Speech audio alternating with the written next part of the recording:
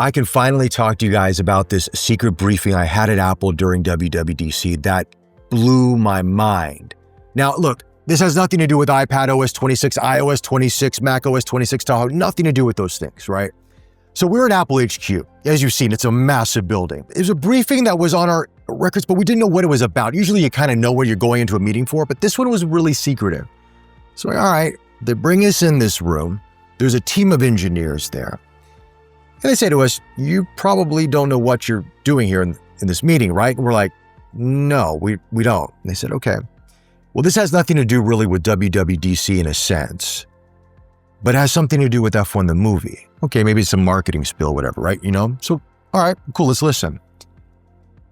Well, they said the technology that's in this came from the experience of F1 the movie. Now, this is not the phone. I'm talking about this as the camera system. What they did to capture what Joe Kosinski wanted in the film, because obviously he's the director of Top Gun Maverick, he wants realism, he wants excitement, he wants that vigor of being on that Formula One track, because we've never seen cars captured like this in a movie at all. Not even on broadcast TV. I mean, what they've shown in the trailers, and I saw the movie, by the way, it's friggin' awesome, is unbelievable.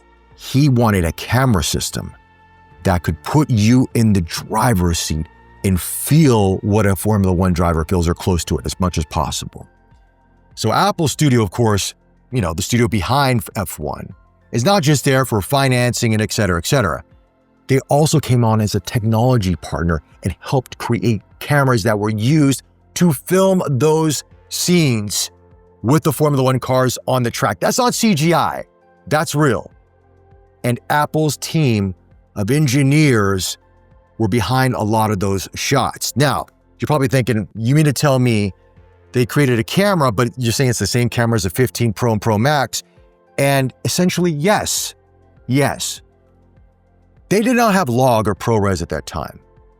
But to capture the kind of dynamic range, the kind of information, the kind of detail they needed for a big screen event and also being, put on IMAX, they needed to expand what the iPhone camera systems have already done. And of course, ProRes, that's Apple's baby. And then log format gave them the ability, the bit rates, the file sizes, the information to capture these images on the car as it's going around the track. Let's break it down. Okay, first and foremost, it's the brain of the camera that was inside. Now, when you watch Formula One, they have these broadcast cameras that are on these winglets on the top area near the cockpit. And that kind of gives you that sort of that over-the-shoulder perspective as they're going down the track. Now, broadcast quality is a little bit different than cinema quality, okay? It's not as high resolution and it's not as dynamic, but it has to be kind of a, full-feature thing. But what they wanted to do is create a camera for cinema. So they took that housing, they gutted it, and they placed the brains of this camera system that Apple created that could do ProRes, that could shoot log, that had all the information so they could change the shutter angle, the gain. They could change all the settings in the camera as they needed to.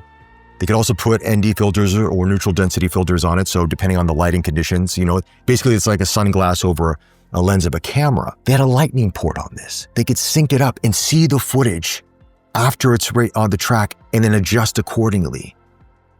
And they built about 20 of these to use during the film, intercut from different camera systems. So when you watch this movie, you have no idea that footage was taken essentially from technology that's in your iPhone 15 Pro and Pro Max. And of course now the 16, et cetera, et cetera.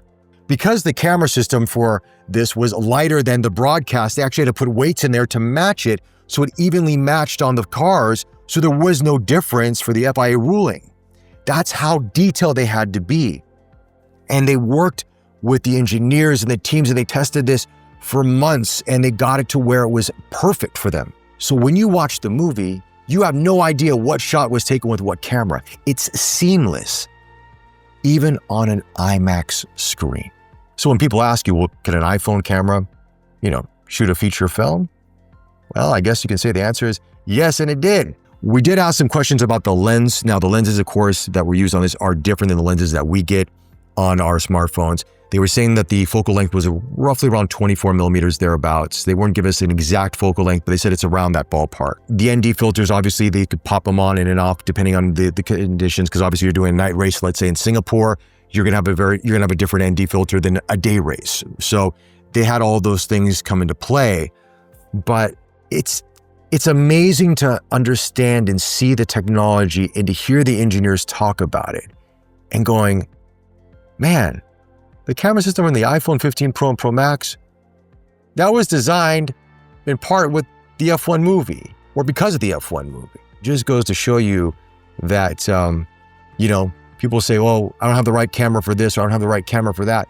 Sometimes that may be true, but a lot of times it could be us not knowing how to maximize the technology that we have in our pocket. Apple just kind of proved that. And by the way, if you haven't tried the haptic F1 trailer on Apple TV, you have an iPhone, try it.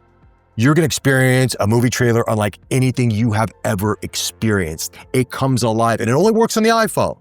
Only on the iPhone, Apple TV. You have to go to the app on your phone and watch it there.